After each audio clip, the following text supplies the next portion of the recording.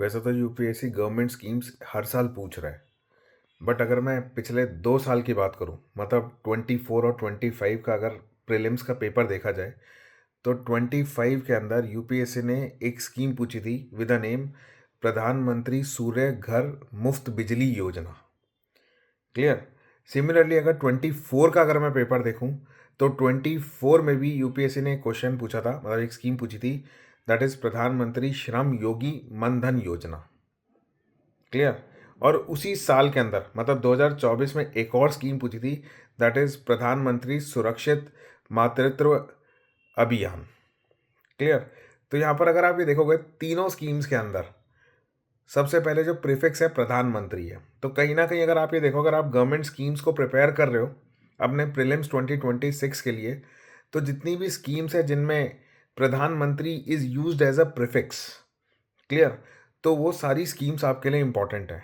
Clear. तो आप अपनी एक लिस्ट बना लो कौन कौन सी स्कीम्स हैं। जैसे कि अगर मैं पहले के भी, अगर यूपीएससी के प्रीवियस ईयर के भी प्रीलिम्स के क्वेश्चन देखूं, तो they have ask about, you can से प्रधानमंत्री फसल बीमा योजना। क्लियर। तो ऐसी स्कीम्स पूछी हुई हैं, प्रधानमंत्री जन धन योजना। ओके। तो इसका मतलब है कि आप अपनी एक लिस्ट बना लो प्रधानमंत्री जिस भी स्कीम में प्रीफिक्स है, और उन स्कीम में फिर शॉर्ट लिस्ट कर लो कि कौन कौन सी प्रधानमंत्री वाली स्कीम्स इंपॉर्टेंट हैं। क्लियर। या फिर जो बारी बारी फ्रीक्वेंट न्यूज़ में आ रही हैं, तो that is why they use to ask question from such scheme. No doubt आने वाली वीडियोस में I bring such list for you also, जिसमें मैं आपको बता सकूं विद लॉजिक कि कौन सी स्कीम क्लियर अपने को प्रिपेयर करनी है और कौन सी नहीं करनी। सेफ हार्बर करके ना एक टर्म है जो यूपीएससी पूछ सकता है आपसे प्रीलिम्स 2026 में। अब ऐसा क्यों? क्योंकि यूपीएससी की ना एक आदत है कि आपसे टर्म्स पूछता ही है। जैसे एक बार एक टर्म पूछी थी उसने, ग्रीन वॉशिंग। तो ग्रीन वॉशिंग में आपको कंफ्यूज कर दिया था, तो ज्यादातर स्टूडेंट्स को लगा कि इन्वायरमेंट से रिलेटेड कोई टर्म है, बट एक्चुअल में वो इकोनॉमी की टर्म है। क्लियर। सिमिलरली अगर आप ये देखोगे, सेफ हार्बर से आप कंफ्यूज हो सकते हो कि कहीं ये कुछ पोर्ट या ज्योग्राफी की टर्म होगी। नहीं, ये ज्योग्राफी या पोर्ट से रिलेटेड कोई टर्म नहीं है। ये बेसिकली आपका एक एक्ट है, इंफॉर्मेशन टेक्नोलॉजी एक्ट।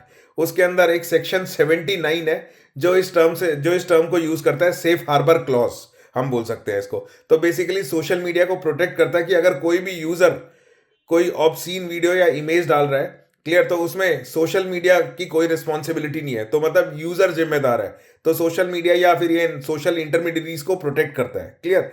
तो ऐसे अगर आप ये देखोगे, गवर्नमेंट ने एक प्रपोज कर रखा है डिजिटल इंडिया एक्ट, जो कहीं ना कहीं इस आईटी एक्ट को भी रिप्लेस करेगा। तो ये सारी इंफॉर्मेशन आपको पता होनी चाहिए प्रीलिम्स 2026 के लिए। सिमिलरली हमारे पास एक एक और एक्ट है, दैट इज डीपीडीपीए एक्ट, मतलब digital personal data protection act 2023। ये आपका एआई रिलेटेड इश्यूज से भी डील करता है। जैसे कि एक एग्जांपल बता देता हूं कि अगर जितना भी पब्लिकली अवेलेबल इंफॉर्मेशन है, मतलब किसी ने अपनी पर्सनल इंफॉर्मेशन को पब्लिकली कर रखा है, तो एआई उसको यूज कर सकता है विदाउट कंसेंट, जैसा इस एक्ट में लिखा हुआ है। तो ये सारे प्रोविजंस आपको पता होने चाहिए। यूपीएससी कभी भी बैकफायर कर सकता है, कभी भी आपसे ये चीजें पूछ सकता है। वहां पर आपको नहीं तो एग्जाम में लगे पता नहीं क्या नया पूछ लिया। तो please be prepare, be ready with that. Polity के अंदर ना एक टॉपिक है आपका, दैट इज जुडिशरी, जिसमें आप पढ़ते हो supreme court, high court, subordinate courts. तो अगर आप ये देखोगे, यूपीएससी का ये फेवरेट टॉपिक है प्रीलिम्स के अंदर। हर साल क्वेश्चन पूछता है, एक क्वेश्चन आपका जुडिशरी से रहता है। तो थोड़ा प्रेडिक्ट करते हैं इस साल क्या क्वेश्चन आ सकता है। तो आपको पता होगा कि justice Yashwant Verma is in news. क्यों न्यूज़ में है? क्योंकि लास्ट ईयर मतलब मार्च 2025 में उनके घर पे, या फिर हम कह सकते हैं उनका जो ऑफिशियल प्रेमाइस था, वहाँ पर आपको जले हुए नोट मिले, तो इसलिए वो अभी न्यूज़ में है। क्लियर। तो अल्टीमेटली उनके अगेंस्ट इंक्वायरी चल रही है। क्लियर। तो अगर आप यहाँ देखोगे वो भी पार्लियामेंट के अंदर, तो अल्टीमेटली अगर जजेस के रिमूवल की बात आती है तो दो चीज़ें आती हैं, पहले इंक्वायरी देन रिमूवल। अब जब इंक्वायरी वाला जो पार्ट है, clear, that is dealt by जज इंक्वायरी एक्ट। तो कॉन्स्टिट्यूशन उससे डील नहीं करता। तो जज इंक्वायरी एक्ट जो है वो आपका इंक्वायरी वाले पार्ट से डील करता है, जिसमें आपने देखा होगा इंक्वायरी कमेटी हमारी लोकसभा ने फॉर्म की है, मतलब they have constituted a inquiry committee, that is by Lok Sabha. Clear. और जब रिमूवल की बात आती है, रिमूवल वाला जो पार्ट है, means procedure for the removal of जजेस, that is dealt by, you can say, constitution of India. Clear. तो ये दो, पहले तो ये क्लैरिटी होनी चाहिए। तो अभी जस्टिस यशवंत वर्मा का जो केस है वो अभी इंक्वायरी कमेटी पे है। क्लियर। तो जिन्होंने मतलब हाल फिलहाल में चैलेंज भी किया था कि पार्लियामेंट यूनिलैटरली मतलब कोई हाउस यूनिलैटरली कमेटी मतलब इंक्वायरी कमेटी फॉर्म नहीं कर सकता। लेकिन सुप्रीम कोर्ट ने कहा ऐसा कहीं नहीं है, जॉइंटली कोई फॉर्म नहीं करेगा। Clear, it can be formed unilaterally. तो आपको पता होना चाहिए इसके बारे में। तो कहीं ना कहीं अगर आप देखोगे इंक्वायरी कमेटी, जजेस रिमूवल, ये सब के बारे में आपको पता होना चाहिए कि कॉन्स्टिट्यूशन का कौन सा आर्टिकल डील करता है आपका रिमूवल ऑफ जजेस से, मतलब सुप्रीम कोर्ट और हाई कोर्ट दोनों के। तो ये पूरा प्रोसेस आपको पता होना चाहिए आपके पॉलिटी के लिए, and very very important for your UPSC exam. Carbon border adjustment mechanism important topic है प्रीलिम्स 2026 के लिए। अब अगर आप ये देखोगे, बेसिकली यूरोपियन यूनियन ने ये मैकेनिज्म इंट्रोड्यूस किया है, दैट इज CBAM। अब इसके अकॉर्डिंग, मतलब इस मैकेनिज्म के अकॉर्डिंग यूरोपियन यूनियन का कहना ये है कि अगर कोई भी प्रोडक्ट अगर हम इंपोर्ट करा रहे हैं और उस प्रोडक्ट को बनाने में अगर कार्बन एमिशन हो रहा है, तो हम एक तरह से जितना ज़्यादा कार्बन उतना ज़्यादा कार्बन टैक्स आपको पे करना पड़ेगा। अब इंडिया से स्टील और एल्यूमिनियम इंपोर्ट किया जाता है, मतलब यूरोपियन यूनियन इंपोर्ट करता है। और अभी तक अगर आप ये देखोगे पिछले 1 या 1.5 साल तक, अगर मैं बात करूं 2024 या 25 की, तब तक ये प्रपोजल था। लेकिन अब 1 जनवरी 2026 से यूरोपियन यूनियन ने इसको इम्प्लीमेंट कर दिया है। तो इसका मतलब आपका पूरे पूरे चांसेस हैं कि ये क्वेश्चन आ सकता है आपका प्रीलिम्स 2026 के अंदर। किसके ऊपर? CBAM के ऊपर। अब अभी तक फिलहाल यूरोपियन यूनियन ने इसके अंदर 6 प्रोडक्ट्स को आइडेंटिफाई किया है, और वो 6 प्रोडक्ट्स कौन कौन से हैं जो आपको एग्जाम के लिए याद भी रखने हैं, जिनके ऊपर मतलब कार्बन टैक्स लगेगा। वो है बेसिकली एक तरह से आपका steel, aluminium, cement, fertiliser, electricity and hydrogen. तो ये 6 प्रोडक्ट्स याद रखना आपके प्रीलिम्स के लिए इंपॉर्टेंट है। अगर फ्यूचर में कोई और ऐड किया, मतलब आपके प्रीलिम्स से पहले, मतलब 24 मई 2026 से पहले, तो I definitely update you. But इस टॉपिक को कर लेना इंपॉर्टेंट है, नहीं तो बाद में रिग्रेट करोगे कि सर 2 नंबर मिस हो गए। गवर्नर एक इंपॉर्टेंट टॉपिक है आपका इंडियन पॉलिटी का, और अगर आप 2025 में देखोगे तो यूपीएससी ने 2 क्वेश्चन पूछे गवर्नर से रिलेटेड, तो हम इसको इग्नोर तो नहीं कर सकते। और अगर आप देखोगे आज 21 जनवरी 2026 का न्यूज़पेपर, तो इसमें 2 न्यूज़ आई हैं गवर्नर को लेके। एक तमिलनाडु के गवर्नर है और एक केरला के गवर्नर है। दोनों ने क्या किया, केरला के गवर्नर ने अपनी स्पीच को ऑल्टर कर दिया। क्लियर, तो आपको पता होगा आर्टिकल 176 के अकॉर्डिंग कि गवर्नर को जब भी हर साल नए सेशन पे अपनी पहली स्पीच देनी होती है, तो आपने पढ़ा होगा उसमें। क्लियर, तो उन्होंने स्पीच ऑल्टर कर दी, तो ultimately aid and advice of state government, तो उसको वायलेट कर दिया। क्लियर, सिमिलरली अगर आप ये देखोगे तमिलनाडु के गवर्नर ने स्पीच ही नहीं दी। क्लियर, तो कहीं ना कहीं ये आपके क्वेश्चन रेज करता है गवर्नर को लेके। तो आर्टिकल 176 इज इन क्वेश्चन। अब यहां पर कैसा क्वेश्चन आ सकता है, अगर आप इस चीज को रट रहे हो कि भाई कि गवर्नर का सिलेक्शन कैसे होता है, गवर्नर का रिमूवल कैसे होता है, तो इस पर टाइम मत वेस्ट करो, इंपॉर्टेंट है बट इस न्यूज से रेलिवेंट नहीं है। तो आपको पढ़ना क्या है, अब यहां पर आपको पता होगा कि जब भी गवर्नर अपनी स्पीच देते हैं तो उसके बाद मोशन ऑफ थैंक्स होता है, जो पार्लियामेंट्री कन्वेंशन है आपका। क्लियर, अब वो पास होना बहुत जरूरी होता है, नहीं तो गवर्नमेंट फेल हो जाती है, मतलब स्टेट गवर्नमेंट फेलियर माना जाता है। क्लियर, अब यहां पर सवाल ये उठता है कि यहां पर कई सारे केसेस आते हैं कि गवर्नर अगर स्पीच ऑल्टर कर दे और फिर उसके बाद भी मोशन ऑफ थैंक्स पास हो जाए, तो क्या कॉन्सिक्वेंसेज होंगे। सिमिलरली और भी केसेस बनते हैं कि गवर्नर अगर स्पीच ही नहीं देता और फिर भी अगर मोशन ऑफ थैंक्स पास हो जाता है, तो उसके क्या कॉन्सिक्वेंसेज होंगे। तो मैंने एक PDF में मतलब कुछ 4-5 केसेस बनाए हैं, जो मैंने अपने टेलीग्राम पे डाल दिए हैं, आप उसको रेफर कर सकते हो फॉर योर प्रिपरेशन। क्लियर, तो अगर फिर भी कोई डाउट हो, यू कैन व्हाट्सएप मी और you can Instagram me any time. जब जब न्यूज़पेपर में गवर्नर की न्यूज़ रही है ना, तो यूपीएससी ने प्रीलिम्स में क्वेश्चन पूछा ही पूछा है। अगर मैं बात करूं लास्ट ईयर, तो last year there was a news with respect to that governor has not given assent to the bills, तो उसके ऊपर यूपीएससी ने क्वेश्चन पूछा लास्ट ईयर, मतलब 2025 में। अगर आपने आज का न्यूज़पेपर पढ़ा है 21 जनवरी का, तो 21 जनवरी को न्यूज़पेपर में 2 न्यूज़ आई हैं विद रिस्पेक्ट टू गवर्नर, एक तमिलनाडु गवर्नर और एक केरला गवर्नर। तो तमिलनाडु और केरला गवर्नर ने क्या किया, मतलब अगर मैं बात करूं केरला गवर्नर की, तो केरला गवर्नर ने जो भी स्पीच दी गई थी मतलब बाय स्टेट गवर्नमेंट, तो उन्होंने वो ऑल्टर कर दी। क्लियर, और तमिलनाडु गवर्नर ने स्पीच प्रेजेंट ही नहीं करी। अब ये आपने पढ़ा होगा अपना पॉलिटी के अंदर, इंडियन पॉलिटी में article 176 that is of the constitution of India. तो मतलब it is mandatory for the governor to give speech, clear, whenever there is you can say first session every year. Clear, और you can say after general election. तो मतलब governor की speech देनी जरूरी है। अब गवर्नर की speech के बाद फिर होता है मोशन ऑफ थैंक्स, जो पार्लियामेंट्री कन्वेंशन है, मतलब कॉन्स्टिट्यूशन उसके बारे में कुछ नहीं बोलता। अब यहाँ पर आपका एक क्वेश्चन आ सकता है, कैसा क्वेश्चन आ सकता है कि भाई अगर गवर्नर ऑफ स्पीच मतलब अगर गवर्नर की स्पीच ना हो, क्लियर, तो अल्टीमेटली उसके बिना क्या मोशन ऑफ थैंक्स पास हो सकता है? तो कई सारे केसेस बनते हैं, क्लियर। या फिर गवर्नर अपनी स्पीच को ऑल्टर कर देता है, मतलब not on the aid and advice of the state government, clear. तो अल्टीमेटली अगर गवर्नर अपनी स्पीच को ऑल्टर कर देता है तो क्या तब भी आपका मोशन ऑफ थैंक्स पास हो सकता है? तो ऐसे कुछ क्वेश्चंस आपका यूपीएससी फ्रेम कर सकता है। तो ऐसे 4-5 केसेस हैं जो मैंने अपने टेलीग्राम चैनल पे एक पीडीएफ शेयर किया है, एक ही पेज का है, तो आप देख सकते हो। तो may be it will be helpful for your exam. आपने एक टर्म तो सुनी होगी, open defecation free, that is ODF. Hopefully सुनी होगी, कहाँ पर? पीवाईक्यू में। तो अगर आपने प्रीलिम्स के पीवाईक्यू देखे हैं तो वहाँ पर ये टर्म सुनी होगी आपने, क्लियर, या इस पे क्वेश्चन देखा ही होगा। अब एक्सपेक्टेड है ओडीएफ के ऊपर दोबारा क्वेश्चन आ सकता है। क्यों आ सकता है वो भी समझते हैं।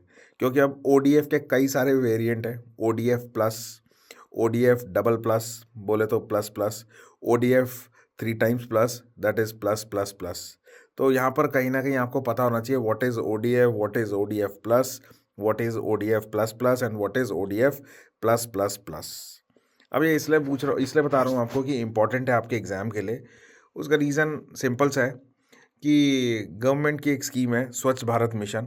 अब स्वच्छ भारत मिशन ग्रामीण अर्बन दोनों के लिए अलग अलग है। व्हेन इट कम्स टू स्वच्छ भारत मिशन ग्रामीण, तो अभी फेज़ 2 चल रहा है, क्लियर। जो स्टार्ट हुआ था 2020 में, 2025 में ख़त्म हो गया था, जिसके अंदर मतलब गवर्नमेंट का टारगेट है कि ग्रामीण मतलब विलेज एरिया के अंदर we must have ODF plus status for the villages. तो अब ओडीएफ प्लस क्या है ये आपको पता होना चाहिए, आपके एग्जाम के लिए पूछ सकते हैं। Similarly when it comes to urban areas, so there is a scheme Swachh Bharat mission urban 2.0, जिसके अंदर मतलब गवर्नमेंट का फोकस है ODF plus plus and ODF plus plus plus, मतलब 3 टाइम्स प्लस, क्लियर। तो अब यहाँ पर आपको ये पता होना चाहिए दोबारा ये प्लस प्लस है क्या, क्लियर। वाई? बिकॉज यूपीएससी यहीं पे आपके मज़े ले जाएगा। और अगर आपको नहीं पता होगा, बाद में आप कहोगे यार ओडीएफ तो पता था लेकिन ये प्लस प्लस प्लस क्या है ये नहीं पता था। तो ये क्लैरिटी होनी आपके लिए बहुत ज़रूरी है अगर प्रीलिम्स में आपको 2 नंबर अचीव करने हैं। इंटरनेशनल बिग कैट अलायंस, पूरे पूरे चांसेस है यूपीएससी आपसे प्रीलिम्स 2026 में पूछ सकता है। क्यों पूछ सकता है तो ये भी बताऊंगा, और क्या पूछेगा ये भी बताऊंगा। तो पहले तो हम देखते हैं क्यों पूछ सकते हैं। तो आपको याद होगा इंटरनेशनल सोलर अलायंस, जिस पे ऑलरेडी यूपीएससी क्वेश्चन पूछ चुका है। तो इस इंटरनेशनल सोलर अलायंस और इंटरनेशनल बिग कैट अलायंस में क्या कॉमन है? तो पहली बात, ये दोनों इंडिया के इनिशिएटिव्स हैं, नंबर 1। नंबर 2, दोनों का हेडक्वार्टर इंडिया में ही है, क्लियर। तो इसलिए पूरे चांसेस हैं कि इसके ऊपर क्वेश्चन आएगा, क्लियर। अब इसमें क्या पूछ सकता है, तो पहले तो हम इसका टाइमलाइन समझते हैं थोड़ा सा। 2019 के अंदर हमारे प्राइम मिनिस्टर ने इसको मतलब एज अ आइडिया इनिशिएट किया था। कब? जब ग्लोबल टाइगर डे था, क्लियर। दूसरा, 2023 के अंदर इसको फॉर्मली लॉन्च किया गया, ऑफिशियली यू कैन से लॉन्च किया गया, दैट इज जब प्रोजेक्ट टाइगर के पूरे 50 साल हो चुके थे। तीसरा, 2024 में गवर्नमेंट ने इसके लिए बजट पास किया, क्लियर। मतलब इंटरनेशनल बिग कैट अलायंस के लिए मतलब बजट, इसका हेडक्वार्टर सेटअप करने के लिए बजट पास किया। 2025 में मतलब जनवरी 2025 में एक फॉर्मल एग्रीमेंट रेडी हुआ, क्लियर, जिसको इंडिया ने भी फिर ज्वाइन किया। अब यहाँ पर एक चीज़ याद रखना, ministry of external affair, clear, is the agency और you can say is the ministry जो कहीं ना कहीं जिस भी कंट्री को ज्वाइन करना है तो कहीं ना कहीं उनसे परमिशन या उनको रिक्वेस्ट डालनी पड़ेगी। तो यहाँ पर एनवायरमेंट मिनिस्ट्री नहीं है, एक्सटर्नल अफेयर, क्लियर। नेक्स्ट अगर आप ये देखोगे कि national tiger conservation authority, clear, जो है वो इसकी नोडल एजेंसी है, क्लियर। और एक चीज़ और याद रखना कि अगर आप यहाँ पर ये देखोगे कि ग्लोबल बिग कैट समिट भी होने वाली है 2026 के अंदर, तो ये सारी इंफॉर्मेशन आपके लिए इंपॉर्टेंट है। तो इसमें बेसिकली 7 बिग कैट्स के बारे में बात की गई है जो आपको इजीली मिल जाएगा इंटरनेट पे, तो थोड़ी सी मेहनत करोगे मज़ा आएगा। डेटा सेंटर एक इंपॉर्टेंट टॉपिक है आपका प्रीलिम्स 2026 के लिए। पूरे चांसेस है आप इस टॉपिक को पढ़ के ही नहीं जाओगे, clear. I am 110% sure, but आपको पढ़ना पड़ेगा, क्लियर। चाहे प्री में ना पूछे तो मेंस में पूछ लेगा। अब ये क्यों इंपॉर्टेंट है वो वजह जानना ज़रूरी है। अगर आप ये देखोगे पूरा आपका artificial intelligence is based on data centres, number 1। Number 2, data centres are having you can say environmental concerns also. क्यों? क्योंकि उनको बहुत ज़्यादा पानी चाहिए, क्लियर। तो दूसरा एक ये कारण बन सकता है कि यूपीएससी आपसे ये क्वेश्चन पूछ ले। तीसरा, अगर आप ये देखोगे, अगर आप रेगुलर न्यूज़पेपर पढ़ रहे हो, क्लियर, तो आपने पढ़ा होगा, आपने सुना होगा कि गूगल एक अपना डेटा सेंटर खोलने जा रहा है, कहाँ पर? विशाखापट्टनम पे। और चौथा and most important is that is government ने अपनी नेशनल डेटा सेंटर पॉलिसी भी लेके आया कब 2025 में। तो इसलिए आपका ये पूरे पूरे चांसेस है कि डेटा सेंटर आपसे पूछा जाएगा। भाई आप यूपीएससी की तैयारी कर रहे हो तो यूपीएससी एस्पिरेंट्स को तो पता होना चाहिए। भाई जो नॉन यूपीएससी है, जिनका इस एग्ज़ाम से कोई लेना देना नहीं है, वो कुछ भी करें, अपना कोई कंसर्न नहीं है उससे, क्लियर। बट अगर आप सीरियस एस्पिरेंट हो तो you have to prepare this topic for your prelims 2026 as well as mains also. तो आप जो भी अपना स्टैटिक पोर्शन कर रहे हो उसको कंटिन्यू रखते रहो। साथ में ये टॉपिक्स भी छोटा छोटा टाइम निकाल के, रोज का दिन का आधा एक घंटा निकाल के इन टॉपिक्स को भी रेडी करते रहो। तो डेटा सेंटर इज़ इंपॉर्टेंट। तो मैंने पहले भी आपको कई इंपॉर्टेंट टॉपिक्स बताए हैं, तो आप उन वीडियोस को देख सकते हो। कोई डाउट हो किसी भी तरह का कि सर कौन सा टॉपिक और इम्पॉर्टेंट है, तो वीडियो के साथ बने रहिए, या फिर आप मुझे इंस्टाग्राम पे कांटेक्ट भी कर सकते हैं, और जिन स्टूडेंट के पास मेरा नंबर है वो मुझे व्हाट्सएप भी कर सकते हैं। दो इन्वायरमेंट की टर्म्स है, एक है प्राइमरी पार्टिकुलेट मैटर, दूसरी है सेकेंडरी पार्टिकुलेट मैटर। अब ये दोनों टर्म्स इंपॉर्टेंट है आपके यूपीएससी आईएएस एग्जाम 2026 के लिए। क्यों इंपॉर्टेंट है? बिकॉज अगर आप देखोगे 23 जनवरी 2026 को CAQM, that is commission for air quality monitoring, news में बहुत रहती है, इसने अपनी रिपोर्ट दी है और जिसमें बोला है कि सेकेंडरी पार्टिकुलेट मैटर जो है वो रिस्पॉन्सिबल है किसके लिए? एयर पॉल्यूशन के लिए। तो कहीं ना कहीं 27% कॉन्ट्रीब्यूशन है आपका सेकेंडरी पार्टिकुलेट मैटर का। अब आपको आपके एग्जाम के लिए पता होना चाहिए what is primary particulate matter and what is secondary particulate matter. तो आप आज के द हिंदू में सेकंड पेज पे जाके देखोगे तो ये न्यूज़ है जो ज़्यादातर न्यूज़ एनालिसिस वालों ने मिस करी है। I don't know why, clear, but उनको कवर करनी चाहिए बिकॉज यूपीएससी कॉन्सेप्ट पूछता है। तो मैं वो न्यूज़ क्लिपिंग खैर अपने टेलीग्राम चैनल पे भी डाल दूंगा, आप वहां से उसको देख सकते हो, प्लस हाईलाइट भी कर दूंगा क्या आपको उसमें से रट्टा लगाना है, मतलब मगअप करना है। तो उसमें लिखा हुआ है, साफ साफ बता रखा है कि भाई 27% मतलब 27% कॉन्ट्रीब्यूशन है किसका? सेकेंडरी पार्टिकुलेट मैटर का। फिर ये भी बता रखा है सेकेंडरी पार्टिकुलेट मैटर होते क्या है।